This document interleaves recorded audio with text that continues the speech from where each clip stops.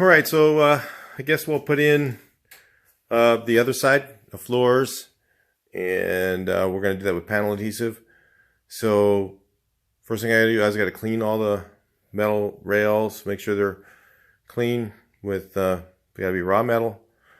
Then I'm going to put the floors in and see how I did here. I marked it with tape. I used tape, then I spray paint it so that on both sides, so that you can have, so you know where to grind on the back side, and then on the front side you know where to, if you want to put screws in, you want to be able to drill the screws in, and you want to know where the rails are at. So that's why I do both sides. Then of course I'm going to, along the edges, I'm going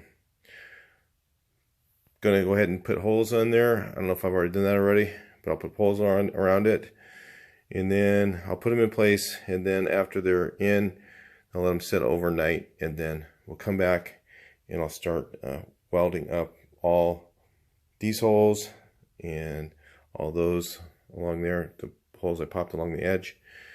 I'm going to weld it all the way around, diaphragm, like all the diaphragm weld. We're going to go all the way around everything, except I'm not going to do the long panel.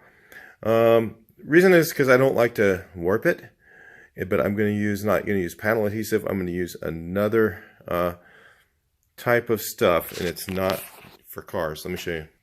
This is for windows on your house, and it actually is flexible, but very, very strong adhesive, and it also is paintable. The reason they don't have a lot of these things for cars is because of one thing is they take so long to dry. So like I've used this stuff here for actually for what's it called, seam sealer. And the reason that they have automotive seam sealers is because they dry really fast, because typically in production shops and stuff like that, they're wanting to paint them the same day. I've even used paintable house water-based caulking, but you have to put it on over somewhat a finished panel. So see how these are painted right here? I could put water-based caulking over that, and it'll last for years and years and years, and it will keep the water out. And then after it dries, which takes 24 to 48 hours, maybe even a week in some circumstances, after it completely dries, then it will seal and you can paint it. So a lot of people don't realize that you can, that works. You know, for your cheapest way to do it, that's only $1 a tube, $1.50 a tube, versus even this is $5 a tube, and you know the seam sealer is like $10 a tube. So you know, the reason, like I said, the reason that they make that stuff is because it's for fast drying. So even when I do my panel adhesive on the floors, see that crack right there? I go ahead and actually put the panel adhesive in that crack to make sure that if water does get in there, it will stop it from going down into that crack. So those little things I do, and all the metal that I have in there, including the stuff I got from Wolfsburg West, is the stuff for these panels is actually made out of steel that has a zinc coating on it, but it's not really coating, it's actually electronically, it's called electrogalvanized steel. Look that up, you can find out. It actually resists rust, even on the inside. So even if you didn't paint the inside of it, it still lasts a long time before it starts to rust. So anyway, because it's not really a coating, it's kind of it's etched into the metal. It makes it a little bit harder to weld, but it's a little bit harder to weld. That's why some people complain about my welding, because they don't know what I'm using. But when you use that type of material, it does help to make metal last longer instead of just using a regular cold rolled. So I'll put you guys on fast motion. You can check it out, and then at least you'll know what you're seeing.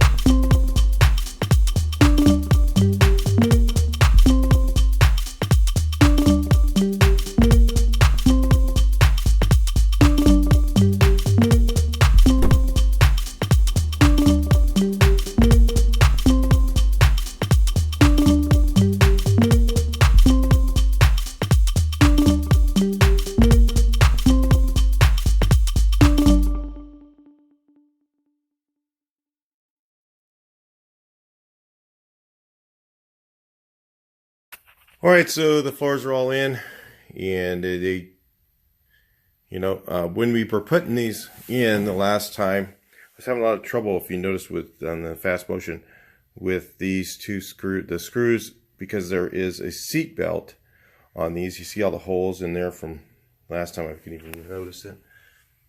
I'm just going to weld all those up real quick, and I put them on the top because I don't want to put them down here, because then it could create rust easier. So if I just weld those up, it'll be easier. And when I put the glue in, I actually fill that groove so that water can't settle in there. That's another thing that is nice about doing it that way. But yeah, they're in good. I mean, when I was putting them into the seat belt, I was to say is when I was putting the seat belt ones on, you keep on hitting the double or triple layers, and then it made it kind of walk a little bit. So I'm a little off in the back corners. But see, the reason I'm pointing that out is it doesn't really matter that much on this floor, on this side. If you have that happen, you might not freak out. Stay calm, not a big deal, because the door panel again covers the gap that's on that other end over there, and the floors and everything else, when you get everything in, you don't really see the back edge much. So it's not a big deal. I'm just going to hammer that little part right there in the corner out. I'm going to hammer it in a little bit. It'll be a little bit funky or whatever, but you're never going to really notice that. It's something that nobody would ever notice. But I am pointing it out to you guys because you guys are actually maybe trying to do this yourselves, and you don't want to get discouraged over something simple like that, because this side doesn't affect anything. Now, if you have a double door, then you have to take the same precautionary things you did on this side over there to make sure that your doors line up. So there's nothing to get lined up over there. All it is like the looks of it are cosmetic. The structure you want right where it's on the things, because that helps support the vehicle. All those things being all attached is nice, because then it's like it's stronger than a frame. Doing that way. That's what unibody cars are about. This is the beginning of unibody cars. The frame that's on these is not really a frame. It's just it's just kind of a support rail, and the actual support of the whole vehicle is all the parts being welded together and connected. So what I'm going to do now is I'm going to go ahead and I'll probably do it off camera. I'm just going to go ahead and spot weld all the way around. So all these here get spotted in, where the holes are. Okay, hammer some of this down in place. It's going to take me a while to do. It's not that long, and then grind them down, make it look good, and then we'll catch you guys on the next one. I'm going to go ahead and call it good at this, just so this is basically the floor video. We're doing some more videos still. We've got to do the dog legs next, and I've done some of the repair around there. The difficult part is this one here, the A-pillars, the bottom portion was in extremely bad shape. Usually you have something you can use, but I had to cut it all off because it went right up to the base.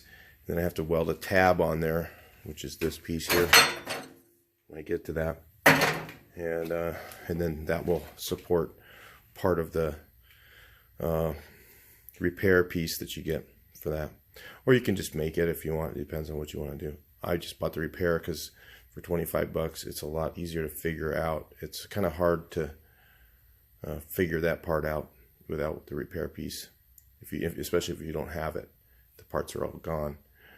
Okay, so that's it for this part. Talk to you guys in the next video. Please like, share, and subscribe. And thanks for those comments. Keep them rolling.